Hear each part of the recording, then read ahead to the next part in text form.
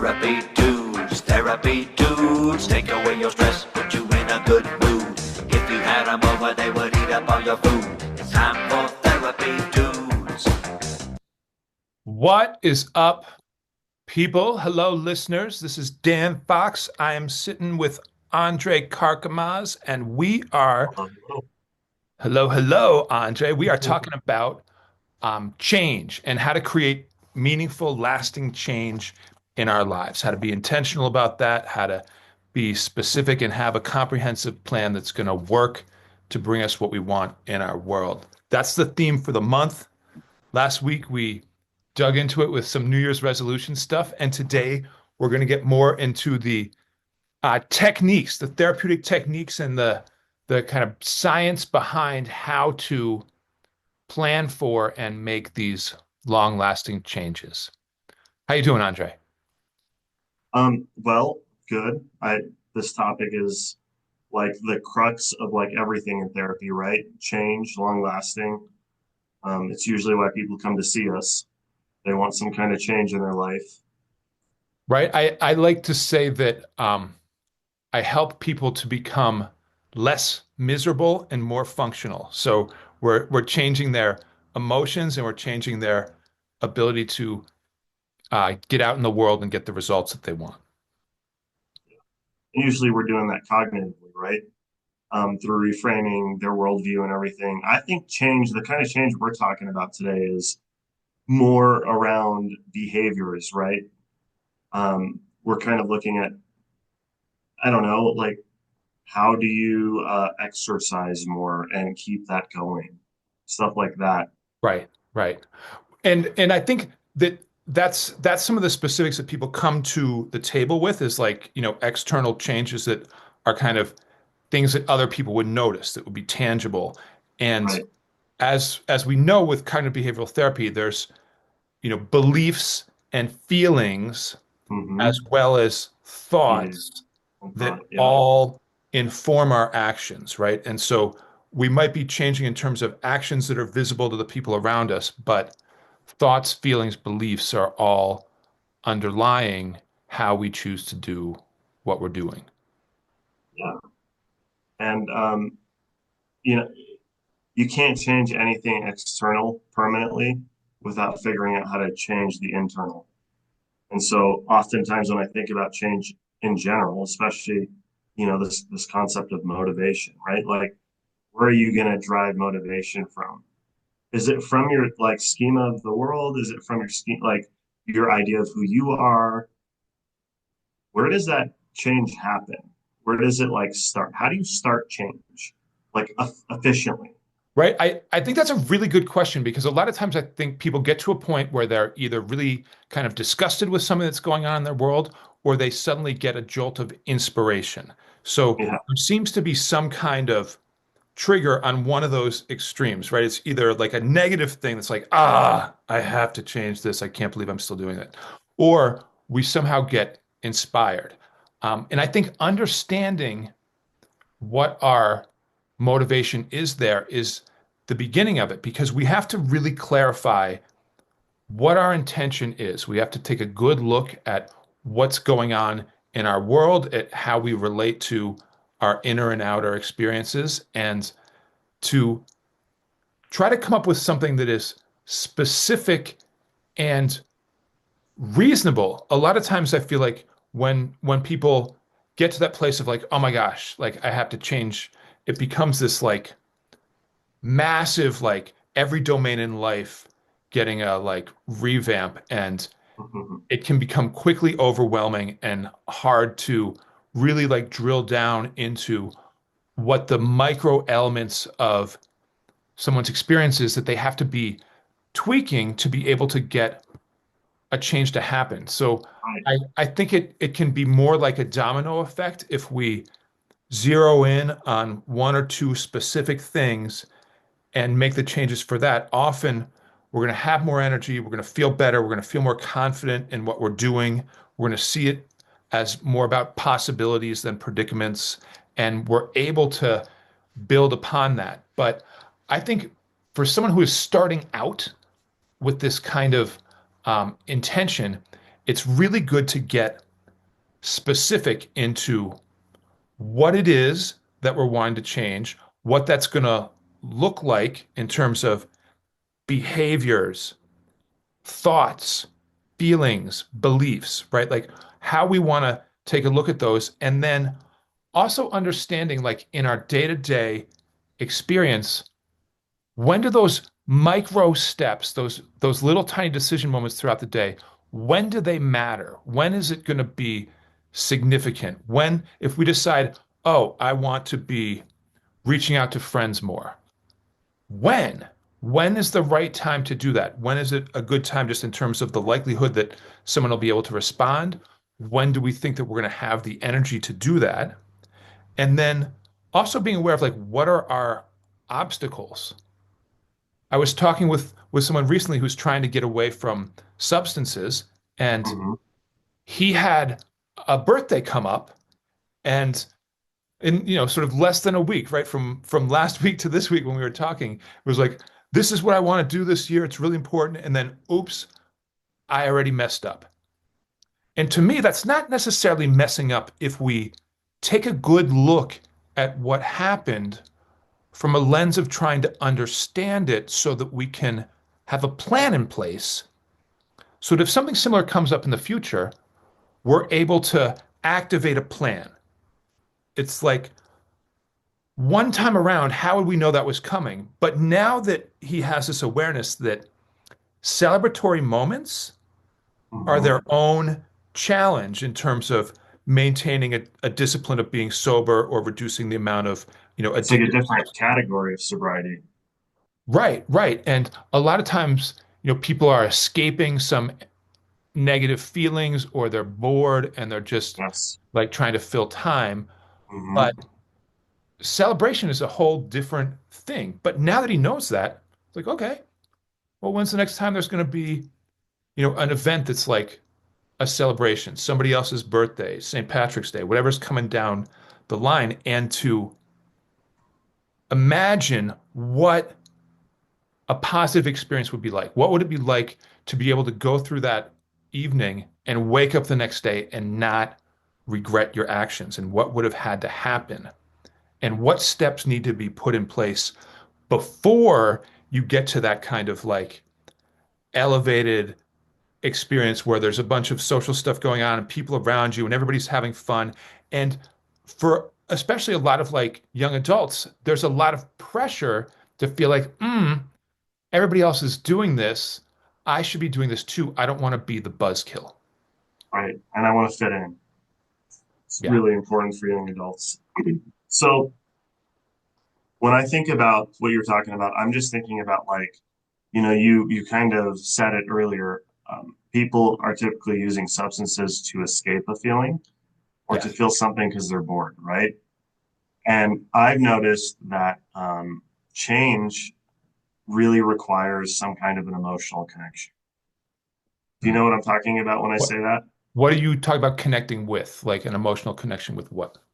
Well, change intrinsically is uncomfortable because we're going against our patterns and we've been doing things that they may be maladaptive and not serving us, but we're doing it because of comfort. So there's this level of this works, I guess, for me. Like that's maybe as far as it goes. But when we want to change something, you have to connect to it emotionally. Like, why emotionally does this fit for the new version of me, right? Like, what is this? What is this going to allow for me in the future? What is this going to open up? Um, I actually think about how difficult change is on a base level because everything that's happening for our comfort is kind of impulsive, right? Like we're Yeah. kind of just going with whatever that lizard brain, wants in the moment. And you have to bypass that somehow. You have to activate a different part of your brain. And this is why I was talking about like blueprints being really important, like the version of you in the future that you want to be. You have to connect to that person in terms of values and, like even feel who that person is before you can really start moving towards that goal. If I'm moving towards a goal and I don't have an understanding of why, I don't really have a connection to it emotionally, I don't think I can make that change Yeah. personally, right? I think that's really, really wise and important. And a lot of times it starts with that emotion, determination, inspiration, and then a week later, a month later, Yeah. it's like hard to access that. Well, And that's because it was impulsive and in the moment.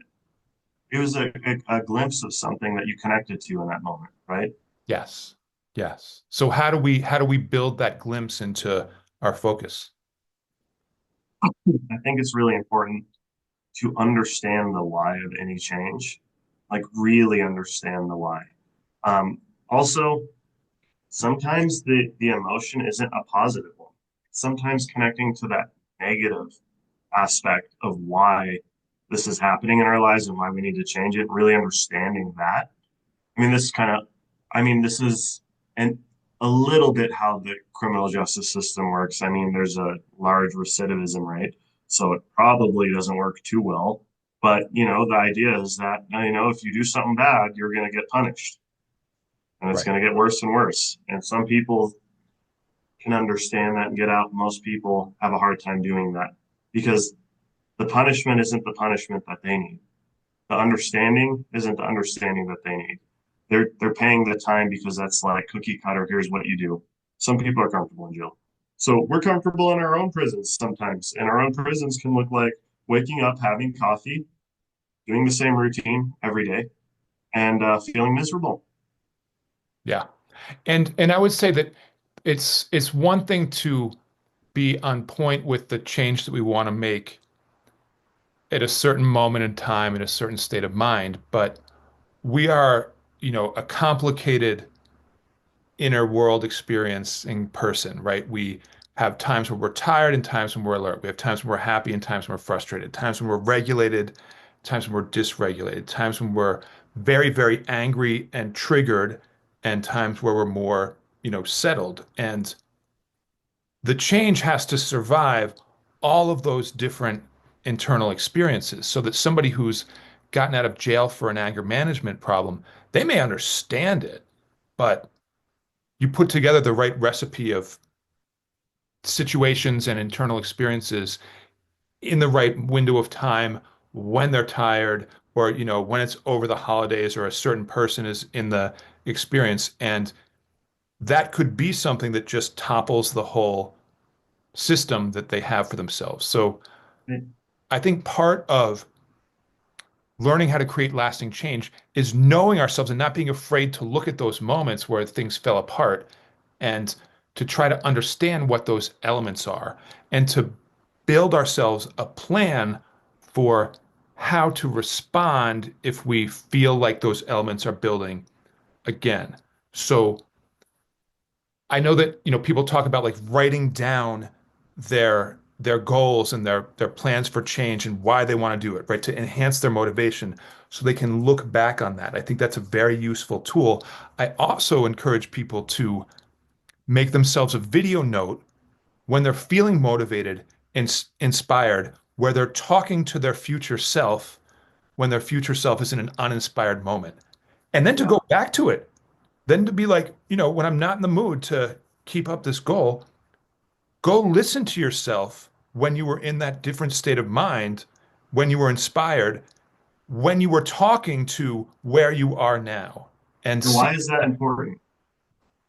because I think in the moment we're just kind of caught up in whatever our state of mind is, and it's hard to pull ourselves out and access what it was that we were feeling 3 weeks ago. But when we Right. hear our own voice and we listen to what we're saying, there's something very powerful that can kind of anchor us back to that moment, just bring us back to that experience. And we can get a ripple effect of what that motivation was, what that intention was all about when we do that. We can do that with writing too, but I think there's something very powerful about talking to our future self and providing encouragement, motivation, inspiration to keep going.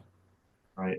Well, it's about also, it's just connecting to the values and talking to your future self, in my opinion, feels like finding the blueprint, like accessing that blueprint of change where you can feel that emotion, right? That's Yes. that spark. It's you're connecting to this part of you who desperately actually wants this change and sees this future, and there's something tied to it, right? There's a value tied to it. I'll be a better friend if I do make this change. I'll be happier and therefore make other people happy around me that I love. Whatever it is, right? It could be a very selfish reason too, whatever it is, but you have to learn how to connect to it emotionally, and you have to learn how to return to that emotion. Because change, the reason why it's not lasting is because you're not activating the reward system at all when you're changing. You're actually going against the reward system quite a bit. Uh, you're doing things that make you miserable. Yeah. And there is no payout in the immediate. And so you have to connect the reward system. The way to activate the reward system while you're doing this, you have to connect to that feeling and that part of you that validates yourself and that can see that like we're aligning with the value, and that part feels good. Right. This reminds me of the idea of like leaving yourself some Easter eggs or breadcrumbs so that you might take the image on your screensaver on your phone and deliberately change that to something that reminds you of your intention and your goals that you have, because you'll see that many times a day. You could put something by your bathroom mirror that is another reminder, either a picture or some words that are just trying to inspire you. If it's a habit that you're trying to grow, let's say it's, exercise, like get up each morning and go to the gym and exercise. Oftentimes, there's parts of our day where we'd be much more willing to like lay out the clothes, get our bag ready, all that, than when we wake up earlier in the morning than we're used to. And it's like, oh, I have to like pack my bag and find my clothes. Like any little obstacle can feel much bigger in It those actually moments. is. So Yeah. we can try to like leave ourselves little gifts ahead of time as we sort of create that sense of like, there's going to be a lot of positive reminders for how to do this and what it is that I'm trying to accomplish. We're sort of creating this like mindset of we're going to grow, we're going to change, this is possible. I'm taking steps all throughout the day, even if, the big step is in the morning when I go to the gym. Do you have final thoughts before we wrap up on part one on this topic? We'll do another podcast that'll come out later this week. That'll be part two. I think just maintaining the fantasy is really important for change. Really connecting to that part of you that you want to connect to, and finding a way to emotionally like tap back into that place of motivation, even when you feel you can't do what you need to do, like waking up a little early. Um, you can hijack that reward system by making it a reward because you feel good about what you're doing, right? If Yeah, you really, it's a very intentional process. Change is intentional. If you're trying to do change and there are lots of moments of, I guess this is okay, and it goes against what you're trying to change, that's not change. I like it. My final thought is about troubleshooting. That, what we're doing is a campaign that's going to have ups and downs. And it's not necessarily like this on-off light switch where we turn it on and the change is forever done, right? There's going to be circumstances that come up internally and externally that can get in our way. And when we have a setback, that doesn't mean, oh, time to abandon our plans. It's like the example I used earlier of the guy I was talking to who like had the birthday party and had a setback. It's really only a problem if it makes him just give up and go, oh, I can't do this, forget it. It didn't work. My goal failed. But if we troubleshoot, look at what's going on and adjust our plan and evolve our thinking around the situation so that next time around, if something similar comes up, we've got a few more steps in place to help us through it. Then we really are taking that like growth mindset and having a sense of like a campaign with ups and downs that we're going to eventually make progress on and make that part of our reality. I like that. Nice. All right. Thanks for listening. Like and subscribe. You'll make me so happy. Just him though. He needs it. Thank you. Thanks for listening. Here's our outro. We'll talk to you next time. Therapy dudes, take away your stress, put you in a good mood. If you had them over, they would eat up all your food. It's time for therapy dudes. Therapy dudes take away your stress, put you in a good mood. Listen to them anytime you're